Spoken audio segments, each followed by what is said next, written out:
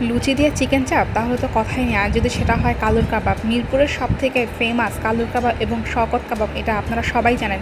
বেনারসি পল্লী থেকে ঢাল থেকে নেমে যে কাউকে বললে আপনাকে চিনিয়ে দিবে। কালুর কাবাবে কিছুটা ডেকোরেশনের চেঞ্জেস এসেছে। আগে ওনারা খোলা আকাশের নিচে বসতো, এখন কিছুটা দোতলার মতো প্যাটার্ন করে উপরে খাবার সার্ভ করা হয় এবং নিচে কিচেন লাইট ওনারা রেখেছেন।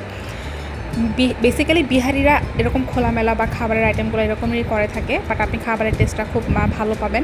আমরা নিয়েছিলাম চিকেন চাপ। চিকেন চাপটা বেসিক্যালি অনেক ভালো ছিল।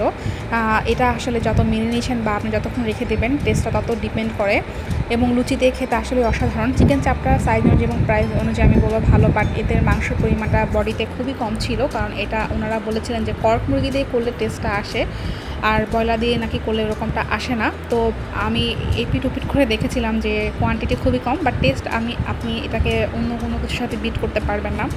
আর ওনাদের যে সালাদটা ছিল শসা দিয়ে একটা কিছু উপর থেকে দিয়ে দেয়, খুবই খেতে মজা। আমরা ব্রেন নিতে চেয়েছিলাম, বাট ব্রেনের প্রাইস এতটা হাই হয়ে গিয়েছে আগের থেকে।